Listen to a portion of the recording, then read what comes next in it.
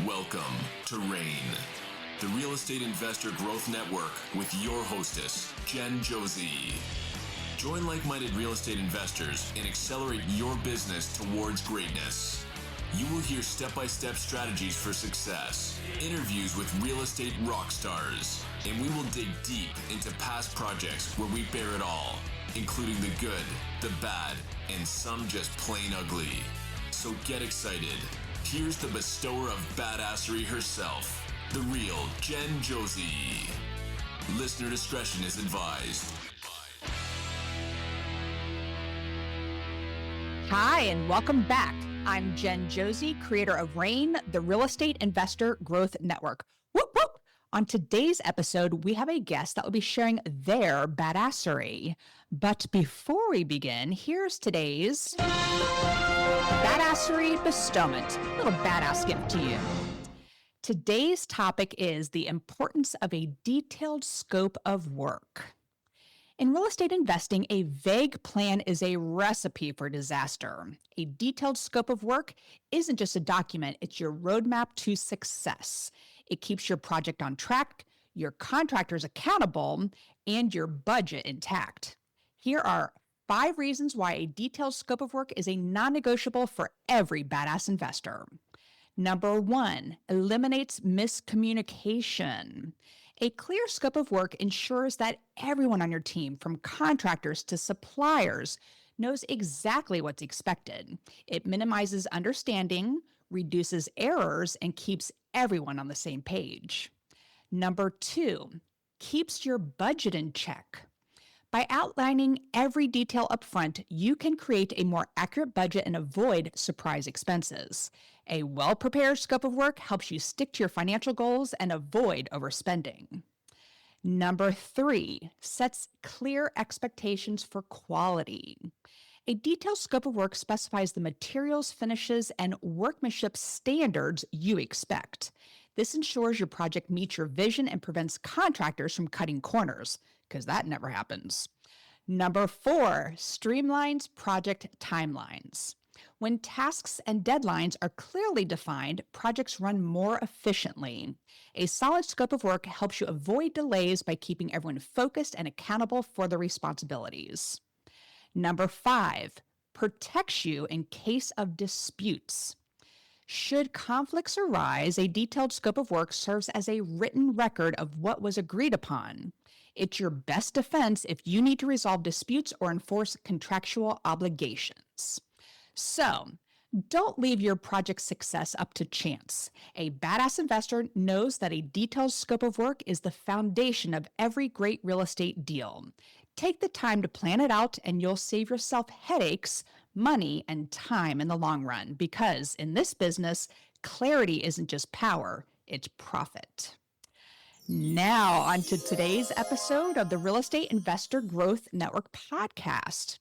We have with us Jay Conner, a seasoned real estate investor who's been transforming the industry since 2003. Early in his career, Jay relied heavily on traditional bank financing, complete with hefty down payments, origination fees, and personal guarantees. But when the 2008 market crash hit, his banker cut him off, forcing him to rethink everything he knew about financing deals. That's when Jay discovered the power of private money. Fast forward to today, Jay has perfected a repeatable system for raising millions in private funds, enabling him to achieve consistent 7-figure profits and work less than 10 hours a week. It's my pleasure to have him on the show, so welcome, Jay Conner.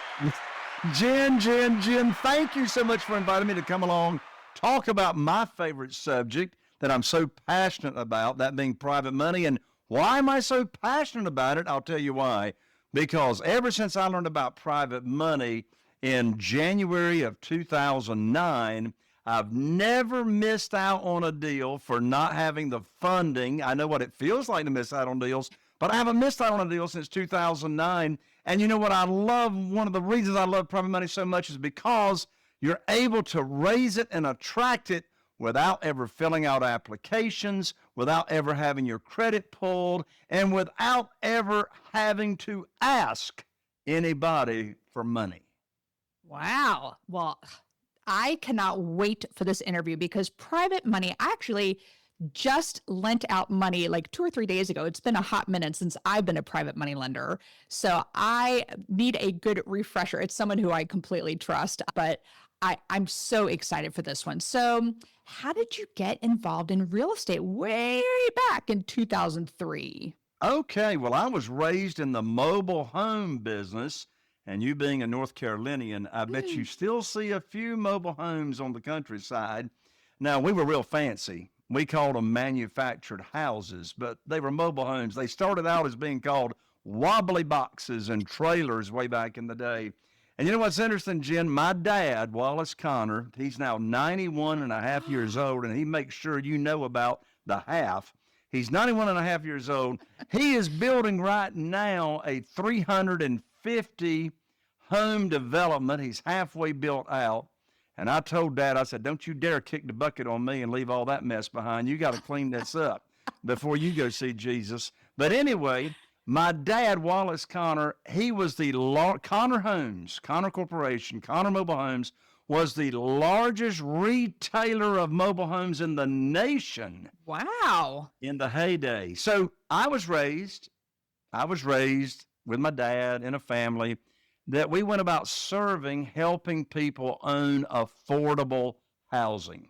Now, unfortunately, the demand is still there, but the financing is gone. Yeah. So in 2002 is when the entire industry fell out of favor with Wall Street. No more financing for the consumer to buy mobile homes, and people back then weren't walking around with $25,000 or $30,000 to buy a single wide. So we woke up one day, Jen, with $22 million of wholesale inventory My and goodness. no way to sell it. So we almost had to file bankruptcy, but we didn't. We were able to work out deals with our vendors. And so it's a whole lot more fun starting a business than it is shutting down a business, I assure you. It took us a year and a half to liquidate all that out. So that was 2003. I knew if I ever got out of mobile homes, I wanted to get into single family houses. And that's because 10 years earlier in 1993, dear friends of mine and my wife, Carol Joy, Craig and Kim, they lived in New Bern, North Carolina in 1993. They still live there now. And they wanted to build their house, but they did not have any seed money, didn't have any down payment money. Well, Kim's daddy lived down in Florida at the time, and he was a full-time real estate investor. And he says, I'll tell you what, Craig and Kim, I'll come to New Bern and we'll find a fixer-upper. He said, I'll buy it. You all do the sweat equity and fix it up. We'll flip it and sell it. You keep the profit to build your house to get it started. Well, they did that, and they pocketed over $30,000 in less than 90 days. Wow. And I went, wait a minute, there's something wrong with this picture. I'm busting my butt trying to make $3,000 on a single wide mobile home, and they made $30,000 in less than 90 days. I said, if I ever get out of the mobile home business, I know what I'm doing. 10 years later, the opportunity came along, and I said, okay, I am getting in single family houses. So that's how we started. Of course, back then, I really didn't know what I was doing. If you're listening to this show, for goodness sakes, don't make the stupid, idiotic mistake I did when I started out. I relied on my experience to be my own coach. Well, that was stupid. I didn't know what I didn't know. Single family houses are not mobile homes on a retail sales center. So my first 6 years, I tried to navigate this industry on my own, and it was okay, but my lands, Jen, I lost hundreds of thousands of dollars and not knowing what I was doing. And so my point is, if I'd had a mentor or a coach like Jen when I started, boy, wouldn't things have been different. But anyway, that's why I was involved and why I was interested to get in single family houses. And that's why I started this all the way back in 2003. And we on the RAIN podcast are big believers in investing in you and learning from people who have already made those mistakes so you don't lose all that money. So we are big believers of that. So let's start diving into the hot topic here of private money. And I just want to know, how does it compare? You were touching on this, but how does it compare to traditional financing? Ooh, doggies. Well, there's a lot of differences. By the way, if you don't know who said, woo, doggies, that was Jed Clampett on the Beverly Hillbillies. Anyway, so the difference is a big difference. I mean, there's 20 reasons why I love private money. I'm not going to cover all 20, but here's the big ones. First, let's differentiate what we're talking about. There's banks and mortgage companies, there's hard money lenders, and there's private lenders. So let's just think. So when I talk private money, I'm not talking hard money. So let's distinguish it real quick. You go to the local bank, you go to a mortgage company, the traditional way to borrow money, which I did the first 6 years, is I get on my hands and knees and I say, please fund my deal. And they make me pull my skirt up and show all my personal assets. And they pull my credit score and look at my financial statement and all that mess and do appraisals and all that. Well, you see, I did that the first 6 years, and it was okay until everything changed in January 2009. I'll tell that story if we have time. So you got the local bank. They make all the rules. They set the interest rate. They're the underwriter. The traditional way of borrowing money is everybody thinks whoever's got the money to loan out makes the rules. Not the case in this world of private money. So that's institutional money. Okay. Then you have hard money. So hard money is typically a broker that has gone out and raised private money from individuals to invest in their hard money lending fund. And then the hard money lender turns around and loans that out to real estate investors, charges origination fees, and et cetera. I'm not poo-pooing hard money lenders. Some of my best friends are hard money lenders. They use my techniques to go raise more money for their fund to loan out to us real estate investors. So with a hard money lender, as in contrast to the local bank or a mortgage lender, you're going to be able to close quicker, typically, with a hard money lender. They're still going to pull you credit, but you're still going to have to bring sizable down payments to the closing table. And their interest rates are pretty high. Right now, you're going to pay 12 to 14%, depending on who the hard money lender is. And they make the rules. They set the interest rate, right? Like an institutional lender or a bank. Then we have private money. Oh boy, oh boy. So private money is when you're doing business with an individual, a human being, just like you and me, that loans money out to us real estate investors, either from their liquid investment capital and or their retirement accounts. There's a conversation about self-directed IRAs. And so they're people that are interested in real estate, but they're looking for a high rate of return safely and securely, but they don't want to go negotiate deals. They don't want to go find deals. They don't want to oversee projects. They just want to sit back. Well, one reason I love private lenders is because I've been paying all my private lenders. I got 47 private lenders right now, loaning money on our deals, investing in our deals. I've been paying them, Jen, the same thing since February 2009. 8%, no points. 8%. Wow. No points. And people say, Jay, how in the world do you do that? No points, and your private lenders are ecstatically happy. I can tell you why. Here's what's interesting. Not one of my 47 private lenders ever heard of private money. They never heard of self-directed IRAs until I did what? Until I put on my teacher hat, my private money teacher hat, and I started teaching people in my own network what private money is, what self-directed IRAs are. And as a result, I've never asked anybody for money. I've never pitched a deal in my life. And they say, Jay, how in the world do you get your deals funded and you never pitch a deal? Well, here's the secret sauce. And I'm going to turn it back to you, Jen. Here's the secret sauce. You see, the worst time to be raising private money is when you need it for a deal. That's for goodness sakes. Here's a writer downer. Desperation has a smell to it. Desperation's got a smell to it, right? So how do we fix that? How do we fix that? Oh boy, Jen's writing that one down right there. How do we fix that? Here's the answer. Here's the magic. We separate the conversations. Listen, this is critical. Critical. We separate the conversations between teaching people in your own market. I mean, people in your cell phone, you go to church with them, you play golf with them, you see them regularly, wherever you see people regularly, you know, that trust and credibility and likability meter is already high. You got the relationship with these people. So we teach them about this world of private money, either one-on-one, or you can do a private lender luncheon. I mean, it takes the same amount of time to teach the program to 20 people as it does one. I've raised $969,000 in new private money at just one luncheon by teaching, but by having no deal attached to it. And you see, none of my private lenders ever heard of this world until I taught them and about self-directed IRAs and how they can use their retirement funds to earn either tax-free or tax-deferred unlimited money per year. So you teach. Now, I don't have to ask them if they're interested.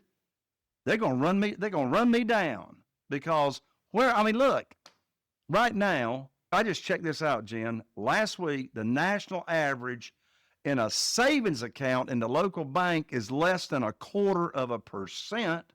Yep. Now, you can put your money in a CD and you can get 3%. A year ago, you could have gotten 5%, and it's coming down pretty quickly. But you come along and get 8%, well, that's a whole lot more money. Anyway, so I teach them the program, and they tell me how much they got to work with, how much they want to start with. If they have retirement funds and they're not happy with those, I'll introduce them to the rep that I recommend at a self-directed IRA company. They'll move their money over with no tax consequences, and they're ready to go. Now, I'm going to share right now the exact script as to how I get my deals funded by my private lenders, and I never ask for money. So, Jen, I know you'll play along with me. Let's hypothetically suppose that you're one of my new private lenders. And let's hypothetically suppose we've known each other for a while. We go to church together or whatever. And so I taught you about this opportunity in this world of private money. Now, let's also suppose that you said, well, I'm interested in that, in the self-directed IRA thing. Let's suppose you had $150,000 with a previous employer in a 401k, and you're not happy with what it's doing. You're sick and tired of the volatility of the stock market and all that. So I introduced you to my self-directed IRA representative that I recommend. And you liked them, and so you moved a couple of weeks ago that $150,000 to the self-directed IRA company. And now you're ready to earn money on that retirement funds. So you've told me, Jay, I'm ready. Let's go. I said, okay. So let's say I call you up in about a week. I'm now going to give the script to what I call the good news phone call. The good news phone call. So I dial you up and you answer the phone and we have a little chit chat. Here's the script. I say, Jen, I've got great news for you. I can now put your money to work. You see, I've got a house in Newport under contract with an after-repaired value of $200,000. Now, the funding required for the deal matches up to what you've got in your IRA, $150,000. And so the closing is going to be next Friday.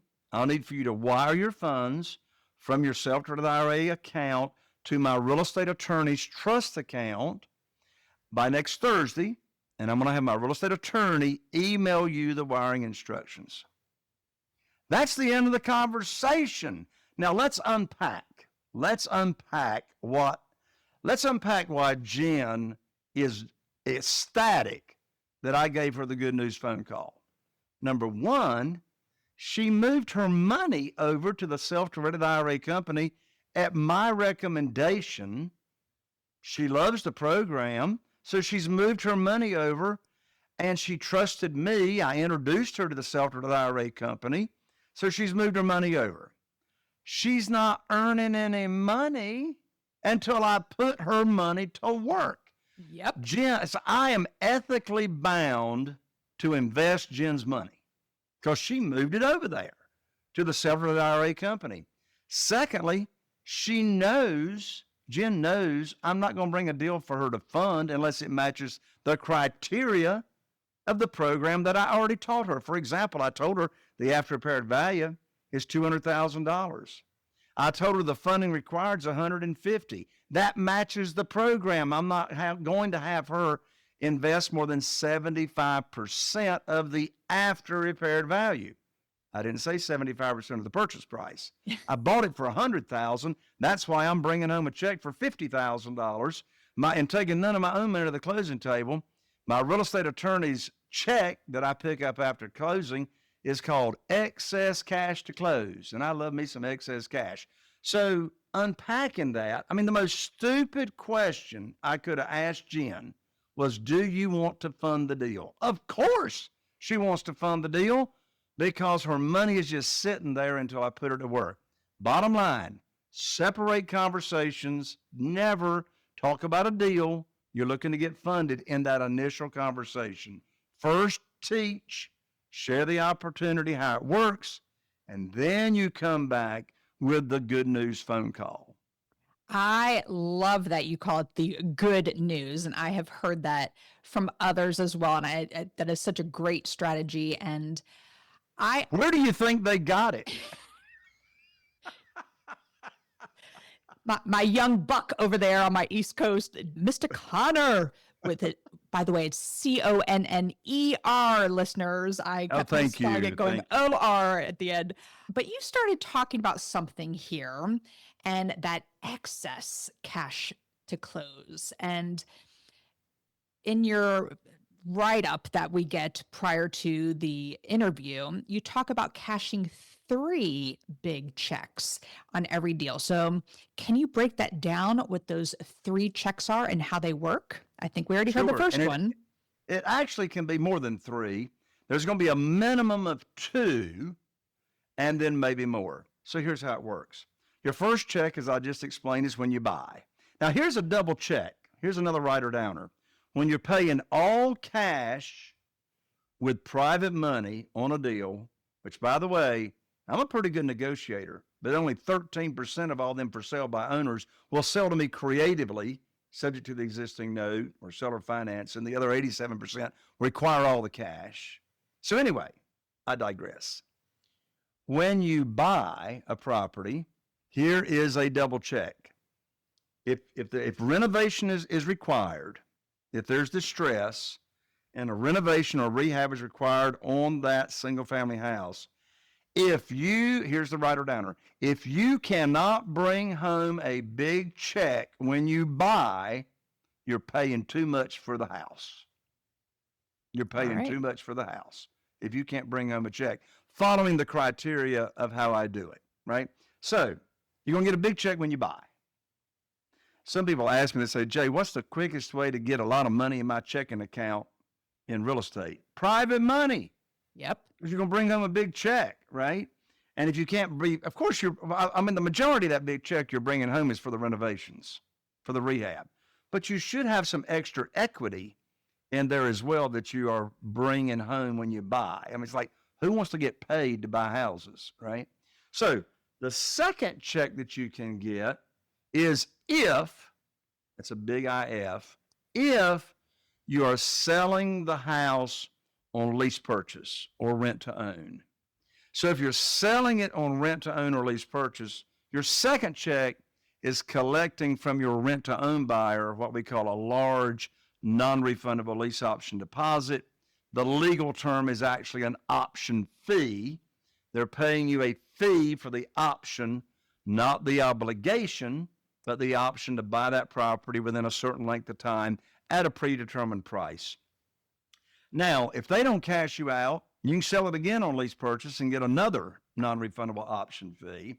But then eventually, whenever you cash out the house and you actually transfer title and ownership, that's when you get your final check, which is the difference between what you sell it for, less realtor fees if you're putting it in the multiple listing service like I do, less what you still owe the private lender or the private lenders, which would be your original principal loan amount. We don't pay principal and interest payments. We either just let the interest accrue if we're doing a flip, Or if we're selling it on lease purchase, if I got money coming in per month, I want money going out per month, cash flow. So we only pay interest and not principal and interest to our private lenders because that's a win for them and it's a win for us. If I pay principal and interest payments, they don't have all their money invested. I'm paying it down and they don't earn as much money. And interest-only payments are smaller and helps my cash flow. So the interest-only part of all this is a win for all parties. Okay, so break this down for me a little bit further. So you are purchasing a property, say it's 100,000. You are borrowing 150,000. We're going to use the same example, and it's a 200,000 ARV. And you do the renovations, and then you get someone to do the lease option, and they get that very hefty, not down payment. What was the term you said? Yeah, non-refundable lease option deposit or option fee. Yeah. And so what is the time frame of them actually purchasing the house from you, the people who have just moved in and given you that non-refundable deposit? Sure. So I give them 12 months. And I'm a little different, Jen. You got a lot of real estate investors out there, no disrespect, but you got a lot of real estate investors out there. I mean, you're in the world, you know a lot of them, that leave it to the lease purchase buyer or the rent-to-own buyer to their own devices to get their credit cleaned up and cash out. The fact of the matter is less than 5% ever will, if you leave them to their own devices. I don't do that. I force them into credit repair. I mean, these people are wanting to own a property, so I feel obligated to help them own. So I force them in credit repair, and it is a babysitting business, is what it is. So we hold their hand, we make sure the disputes are sent into the credit repair company that we use. That's why 80% of our lease purchase buyers actually cash out and own, because we force them to do it. Some real estate investors would say that's pretty stupid, Jay, because when you sell that house, your earning potential is gone because you've sold it. Well, that's okay. I'm in a small market. My total market's only 40,000 people. How much goodwill do you think I've gotten over the years by helping all those people? Right. 81% of people can't even go to the local bank and get a mortgage today. But now we got a pathway and a way that people can own a home that would love to own a home. So, sorry, I got on my soapbox about selling on lease purchase. No, so then they are just refinancing it into their own name, or are they paying it off? Well, when we sell on lease, that's a good question. When we sell on lease purchase or rent to own, that's one and the same thing, just different words. We're not transferring title or ownership. So this is not owner financing or seller financing with me being the bank. We tell them when we're sitting down at the closing table, and my real estate attorney handles it, we say, for all practical purposes, this is your house. You can paint the walls. You can do anything you want to. You can't do anything structural. Can't do anything structural to the house, but cosmetic, have at it, whatever you want to do. And then we say, and we're going to transfer ownership and title and deed when you are ready for a mortgage. So while they're living in the house, they're paying us rent for the house, and that non-refundable lease option deposit or fee that they paid us up front. Say, for example, on a $200,000 house, I'm going to collect at least a $10,000 non-refundable lease option deposit. So if and when they get ready for a mortgage, I'm going to apply that $10,000 to their closing cost, to their down payment, to their purchase price.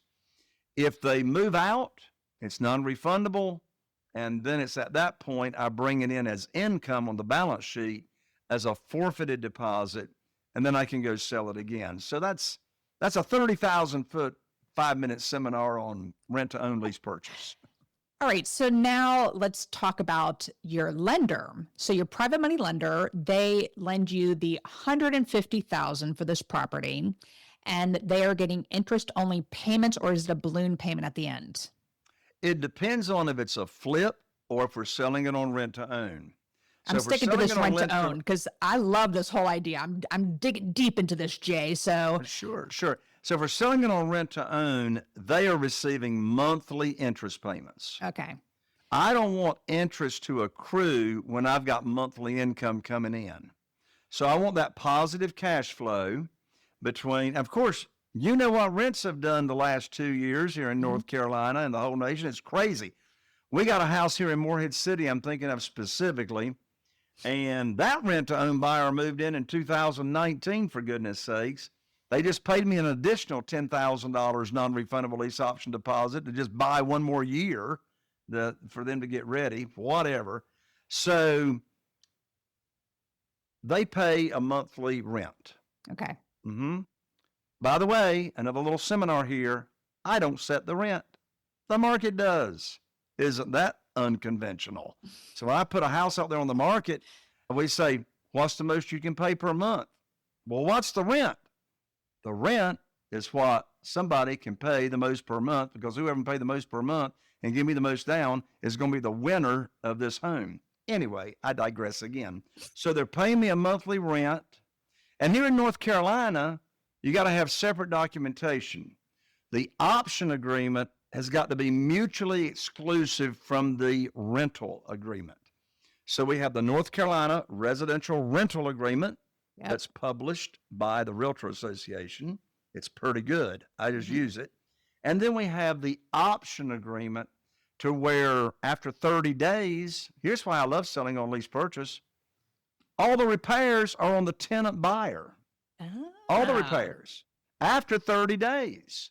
Now, the first 30 days, they tell me how do we get off on this, Jen? This ain't got nothing to do hardly with private money. But anyway, the first 30 days. I'm getting back to the private money lender. I'm getting back to it. But anyway, you see, you took me down this trail and got me all excited. But anyway, so they're making me a monthly payment. And of course, I'm paying a lesser payment per month to my private lender. I've got positive cash flow. And so that's the way that works. And of course, the private lender does not get paid off until we're selling the house and cashing out. That's where I was leading. So if I was your private money lender, which you educated me, you put on your prop. I love people who bring props to podcasts here. You had your teacher hat on. You taught me to transfer my money from a 403B, by the way, because I'm a former school teacher, into a self-directed IRA. And you gave me that great news phone call. And you said, I have this deal for you. So I lend you the $150,000. What is the length that from me transferring that money to you from that self-directed IRA for me to get my principal back? What is the typical time frame in this situation, the specific situation we are discussing here? So if you took that 403B money from being a former teacher and you moved it over to a self-directed IRA company, and now you're investing that money with me, loaning me that money, then I'm going to set that note up on 5 years. Why 5 years? Typically, I'm not going to use it for 5 years. But why 5 years? Because all the returns all the interest that your self-directed IRA account is earning, it's going to your account. It's not going to you. Yep. It's going to that account. Therefore, you're not looking for the money to live off of anyway. Now, in contrast to that, if you were using investment capital, just liquid funds and not retirement funds, then I would set that note up on 2 years instead of 5 years, because you might want that back. But here's reality. None of my private lenders ever want their money back, because when they get their money back, they're not earning any money. And they know they can't put it anywhere else to get these kind of rates of return safely and securely. In fact, when I'll have a new private lender come on and we'll do a deal, and I call them up with not the good news phone call, but it's really a sad news phone call. And I call them up and I say, well, we're cashing out this house at 123 Main Street, and you're going to be receiving a payoff check for $150,000 for principal from a real estate attorney that's representing the buyer. And we're going to send you the interim interest that you haven't earned. And so I just don't want you to be surprised when you have a $150,000 check show up in your post office box. And inevitably, quote unquote, Jay, can't you just keep the money? And the answer is no, I cannot keep the money unless it is secured by real estate. So you see, I don't borrow any unsecured money. I can legally, but we back all those promissory notes and collateralize those notes with the real estate by using a deed of trust here in North Carolina. Most states call it a mortgage. And we back that note by the deed of trust to protect the private lender. A lot of times new investors will say, well, Jay, who is going to loan me money and I've never done a deal in my life? Here's the answer to that question. If you don't pay your private lender, the property does. What's that mean? That means since you're going to give them a deed of trust and collateralize the note, if you don't pay them, they get the property. And actually, because it's a conservative loan to value, they could make more money than the interest you would pay them. But the truth of the matter is they don't want the property. That's why they're investing with you, right? And by the way, your private lenders really are not investing in your deals. They are investing in you. Yes. Agreed. And thank you for saying that.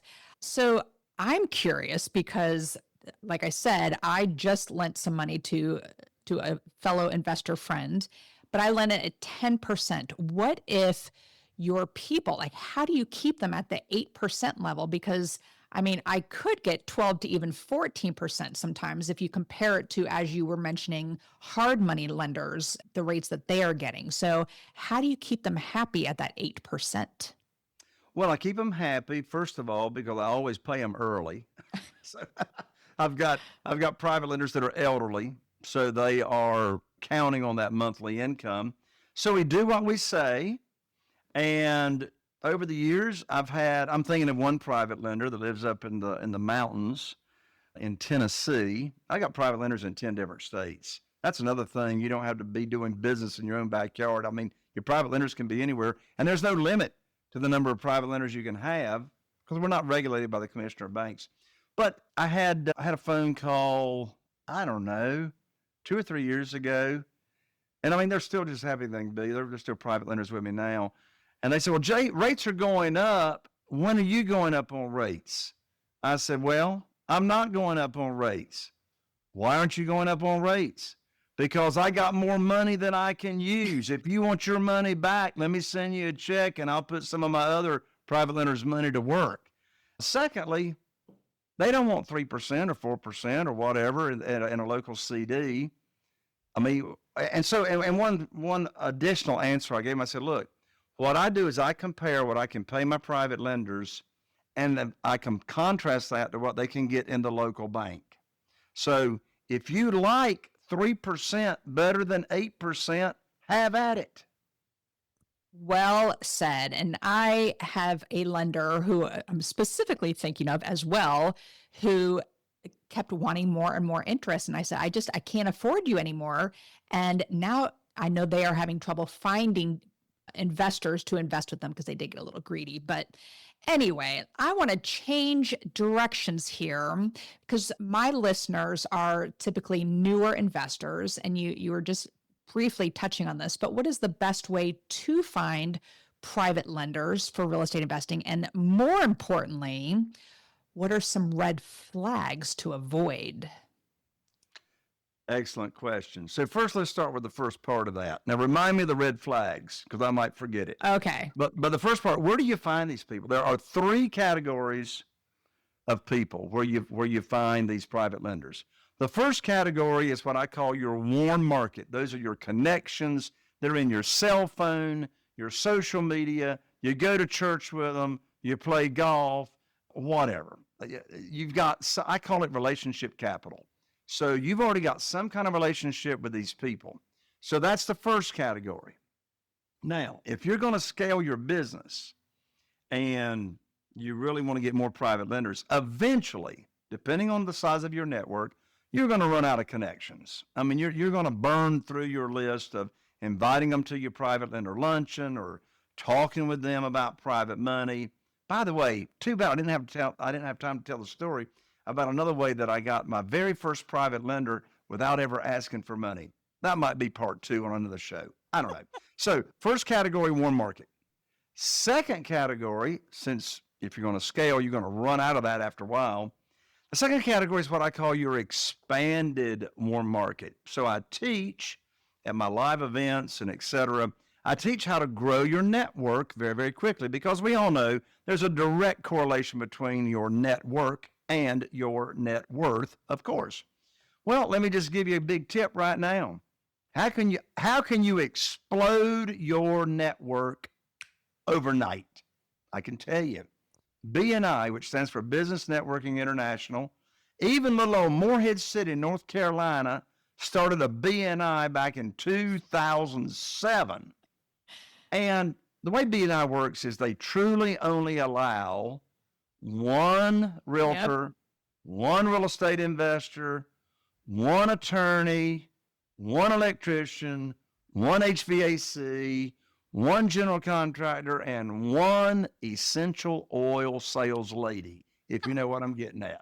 So BNI, the way it works is your fellow members of the local chapter, they are endorsing you, and they're bringing people to you that you want to get in front of.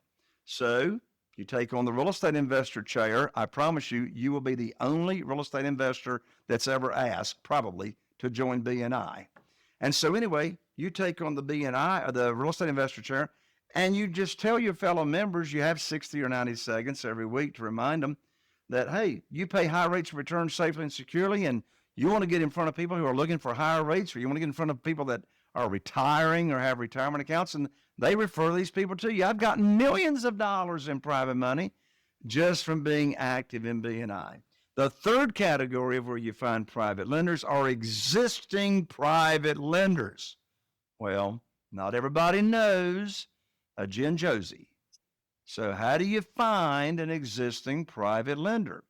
Well, here's one of the easiest ways to find them, and that is go to networking events, either virtually or in person, of self-directed IRA companies. Here's what's interesting. Over 70% of account holders in self-directed IRA companies want to be a private lender. They want to loan you money because they don't want to negotiate deals and oversee deals. They just want to get high rates of return safely and securely, totally passively. So self-directed IRA companies, networking events, 70% of them people are looking for you. However, let's be totally transparent. When you do that, you're not putting on your teacher hat, because them people already know what private money is. They're like Jen Josie. They know what private money is. So now they're going to have a negotiation conversation. Yep. I don't want to have a negotiation conversation, right? I make the rules. Traditionally, whoever's got the money makes the rules. They underwrite the deals. But in this world of being a teacher and sharing this opportunity with people that's never heard about it, you are your own underwriter. And I love that. Rules.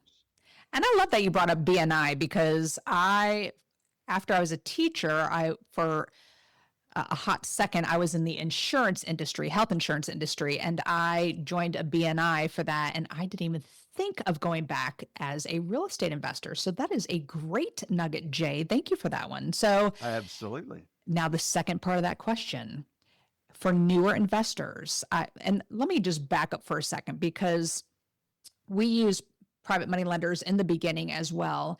And I caught my husband many times saying, "Oh, thank you so much for helping us out." And I'm like, hold up. We are making them money. They need us more than we need them. So I want to just plant that seed with my listeners, but there are definitely some scam artists out there that prey on newer investors who claim to be private money lenders. So what are some red flags that you can share with my audience? Two big red flags. I'm going to give you the biggest red flag right now. And oh, my lands, Jen, I know you've heard it. I've heard some horror stories. Yes. Of where brand new real estate investors have been taken to the cleaners by supposed private lenders. Here's the first big red flag. If a private lender is asking you for money of any size, any amount, before closing, it's a scam. Yes. The private lender doesn't like they're loaning your money. You're not paying them. And well, the first time your private lender gets paid is when you're paying interest. When you're Right. paying interest, right? So, I mean, here's how the scam goes. They'll post on Facebook, they'll post on social media, private lender closing in 5 days, 3% money, no origination fee, and contact information. So when you reach out, so that's the second red flag that you're seeing first. If it's too good to be true, It is. it's too good to be true, right? I mean, come on. Who's loaning out money at 3%? So the bank. you got the scammer, right? So you reach out to them. Well, guess what they want you to do, or they require you to do, to get their 3% money. You have to send in a $1,500 or a $2,500. I know one guy that got taken to the cleaners. It was over $5,000. I can't remember how much it was. Yep. Sent the money to the private lender scammer dude, they call it like a processing fee, or Right. they got 100 different names for it. And do you think any money ever showed up to the closing table? Of course not. They disappeared. So that's the first big flag. Never, ever, never, never, never, never, never, never, did I say never, send money to a supposed lender before you get the money. Right. Now, an institutional lender, you're going to have to probably pay an appraisal fee, but that's an institutional money. I'm an institutional lender. And then secondly, as I said, if it's too good to be true, it's too good to be true. So, hey, look, there's more money out there than there is deals. There's more money than there are deals. So why don't you just do business with people that you know and trust and that you have taught what this world is all about? I love all of that. So thank you for sharing that. And Jay, I love your energy and you are so great at this. I know you have a book. How do the listeners find you? Do you have a course? I'm assuming you talk to in front of groups all the time. We were just talking about our local RIA up here. So how do the listeners find you? Yeah, the easiest way and most valuable way to find me is my recent book, which is titled Where to Get the Money Now, subtitle, How and Where to Get Money for Your Real Estate Deals Without Relying on Institutional Lenders or Hard Money Lenders. And this is not an ebook. This is a book. I'd love to autograph it for you if you're listening to this show. And it's $20 on Amazon, but don't go to Amazon. I just love to give you the book for free, just cover shipping and handling. And I'll ship it to you, express mail. You can pick up the book at www.jayconner.com/book. Again, that's jayconner.com/book. I'm also going to include, there's a gold medallion here on the cover of the book. I'm also going to include 2 tickets valued at $3,000. I'm going to include these tickets free to you with the book for my upcoming private money conference live event here in Atlantic Beach, North Carolina. Those tickets will be included. I'll rush it right out to you. And then in addition to that, come check me out on my podcast. I'm now in my 8th year podcasting. Wow. And it's up to episode number 800. And I'm all the time interviewing people that have raised private money. Jen Josie has raised private money. She's going to be on my show. She just doesn't know it yet. And I always interview people as to how they have gone about raising private money for their real estate deals, because we can all learn from each other for sure. And so what's the name of my show and my podcast? Well, Raising Private Money with Very Jay good. Conner. It's on all the podcast platforms. Just go search for Raising Private Money, and we'll pop right up. I do 2 shows a week.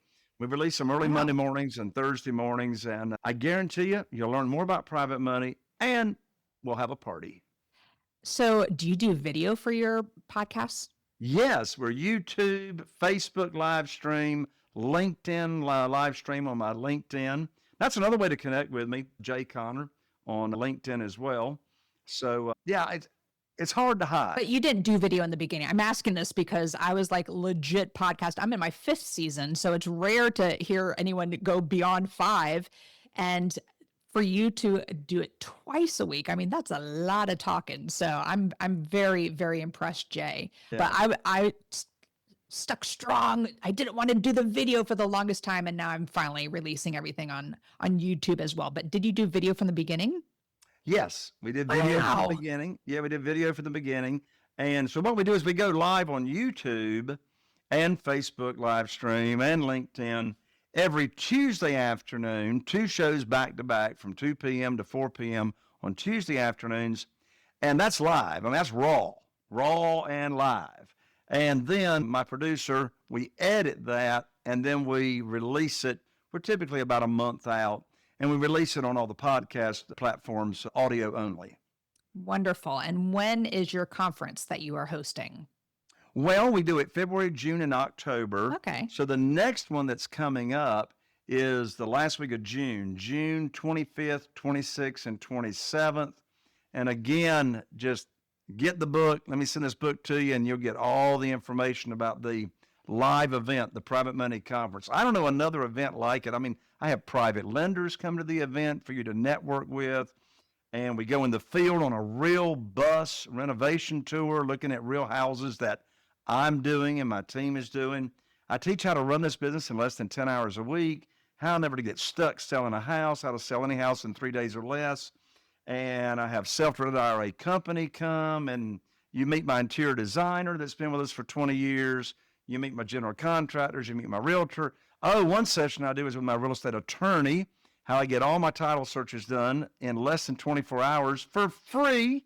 So we have a lot of fun. And we have an amazing VIP reception on Thursday evening down at the private beach club, the Dunes Club at Atlantic Beach. That's on Thursday evening. So yeah, that's the live event. Well, very cool, Jay. I could talk to you all day, but we are going to move into the second part of the podcast here, which is what makes Jay Conner, ER, a badass. And I use the acronym BADASS, and the first letter is B for book. What's a book that's made a huge difference in your life? Oh, my word. So it's the people you meet and the books you read that will take you and continue to grow you personally. And so there's so many books I could share. So I'll share the book that changed my life when I was 24 years old. I was in a very, very bad place, very, very dark, bad place when I was 24 years old. And I woke up one day and I said, there's got to be a better way. And so I went to the personal development section in the bookstore and I bought Og Mandino's book titled University of Success. Oh, University of Success. It's still in print. It changed my life. nice. I'm going to have to look that one up. All right. The first A in badass is for advice. You have given us an incredible amount of amazing advice, but I'm curious, what's the best piece of advice you've ever received? Oh, my word. Well, I've received a lot of good advice. Boy, just one. Okay, I'll choose one. This advice was given to me years ago by the legendary godfather of real estate. His name is Ron LeGrand from Jacksonville, Florida. And I'll never forget the day he said, Jay, what other people think about you is none of your business. I love that. And great guy. All right. The D in badass is for drive. What drives you to be successful? A fear of failure. Oof. That is a good one. So what drives me to be successful, really, that's what it started out as, right? It started out as fear of failure. That's what drove me years ago. But really what drives me now is impact. Impact is what drives me. And I'll tell a short story that ties in with this. To drive home what I mean by impact. I was riding down the road with a good friend of mine. His name is Neil. I guess about 3 years ago, here locally. And we were just having a chat. He says, Jay, I got a question for you. I said, what's that? He said, why are you doing all that you do? He said, you don't have to be traveling the nation and doing all that talking and speaking and teaching and sharing what you do with other real estate investors. And you're doing all these real estate deals. He said, how do you reconcile what the Bible says about being content with whatever station of life you're in? How do you reconcile that? I said, well, Neil, I think I know what you're asking, but can you ask me that another way? He said, yeah, when is enough enough? I said, oh, I understand your question now. I said, Neil, enough is never enough when it's not about you. Mm. Jay, I did not think I could like you any more. I think that is just beautiful. And I feel like in this industry, you get kind of going and you get really great at something, then you move on to the next one. And then you get to a point where you want to give back to others because so many people pulled you along. I'm sure you had great mentors in your life. I'm sure you still have mentors in your life. I still have mentors in my life. And to be able to give back, I think that's fantastic. And I think it's very evident in how you speak. And I think your conference is going to be amazing. So I hope the listeners definitely check that out. And if they're listening later on, they can still, you do them pretty often though? Yeah, 3 times a year. Okay, so yeah, perfect. just order the book. Let me send you the book in the mail, and we include information about the live event. It's a $3,000 event, and you get to come for a measly $97 registration fee. That's definitely not for the money. That's to hold your seat because we sell out. Yep, I love that. All right. The second A in Badass is for aspiration. I'm a big goal setter. So what is a goal you are currently working on? Oh, my word. Well, I'm going to have to take my filter off and be transparent. What am I working on? I'm working on my health because my health sucks right now. I need to lose 50 pounds, and I need to stop eating junk and crap. And I need to get a trainer to hold me accountable to work out. So I just went to the local Walgreens 2 weeks ago and got all my blood work done from LabCorp. And I'm now researching 3 different companies that are functional doctors that analyze your blood work and tell you what you need to do. Peptides are real big now these days, peptides.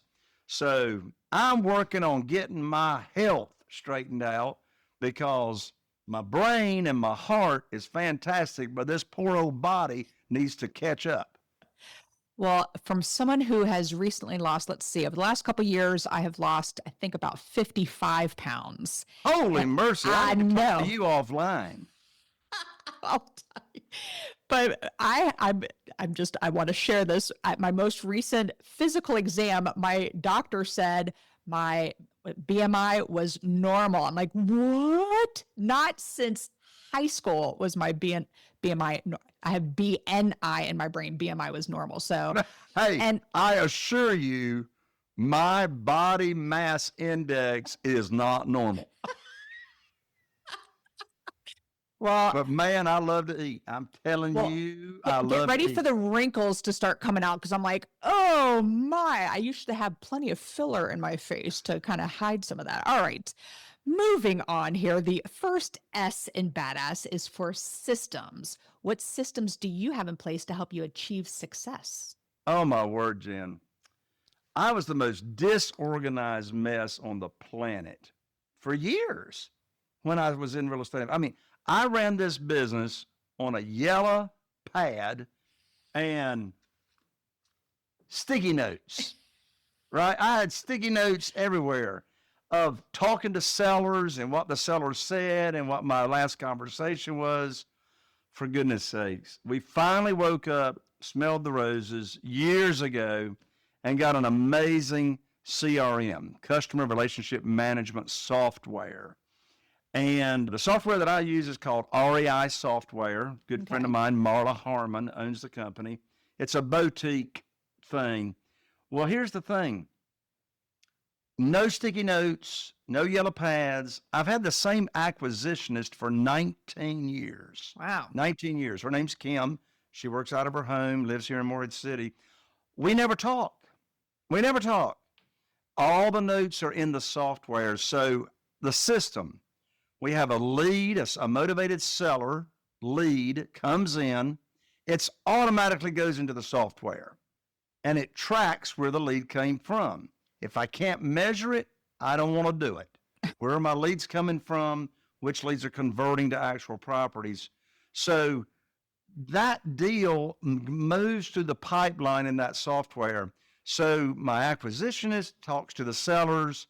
We got notes back and forth. It's time efficient. If you do not have a CRM keeping up with all of your leads, your seller leads, there's no telling how much business you're losing. There's no telling how much business you're losing. So the software for real estate investors. So smart. And I, for a long time, didn't have a CRM. And the one, anyway, because my leads, when they're coming in, they're warmer leads, and I'm either buying that house or they are selling it to somebody else. And I was like, why do I need to keep track of that? So yes, that is very, very important. All right. Well, Jay, I could talk to you all day, and I'm going to have to drive out to Morehead City. By the way, is it Sanitary Fish Market? Is that still? Yeah, the Sanitary Fish Market and Restaurant, Morehead City waterfront. It's been there over 80 years. And everything's fried there, because I was like, oh, I can't eat anything here. But anyway. No, you can get it steamed, and now you can get it grilled. Yes. Well, I remember when I first started teaching in Raleigh a couple years ago, and all the kids were wearing the Sanitary Fish Market t-shirts. And I'm like, what is this place? And I just drove out there just to make sure I got the shirt so I could be cool with the kids. But anyway, the final S in Badass J is success. What does success mean to Jay Conner, ER? Yeah, thank you for the ER. So success to me is, are you living your life in alignment with your core values? So do you know what your core values are? That's the first step. I that's an activity I do in my mastermind, because many people, they're just flying by the seat of their pants. So determining your core values is huge. So I'm sorry, keep going. Yes. No, that's it. And so, I mean, there's this thing called cognizant dissonance. And what cognizant dissonance is it's when the devil and Jesus are fighting with you on either side of your shoulder. And are you living out part of your life that's not in alignment with your core values? And so that is success. I mean, a synonym for me for success is, I'm just pure T happy no matter what's going on in my life. I'm able to rejoice in the midst of everything because my God and my Creator is holding it all together anyway. So success is just being able to rejoice and being full of joy no matter what's going on. Well, I appreciate you sharing your joy today. And this has been a fabulous interview. And one more time, how do the listeners find you? Yes, go to www.jayconner.com/book. I'll send you the book. I'll send you tickets to the Private Money Conference. Well, this has been a blast, Jay. Thank you so much for being here today. Jen, thank you so much for having me, and God bless you, and have a joyous rest of your day. Well, thank you so much. And that is all. Thank you for listening, and we'll catch you on the next episode. Now go out there and share your badassery. And don't forget, make it a great day. Take care. Bye-bye. Whoop, whoop. Thank you for listening to RAIN, the Real Estate Investor Growth Network. Be sure to subscribe on your favorite podcasting platform so you never miss an episode. If you need more badassery, you can follow Jen Josie by visiting therealjenjosie.com or become a member of RAIN by registering on rainmastermind.com.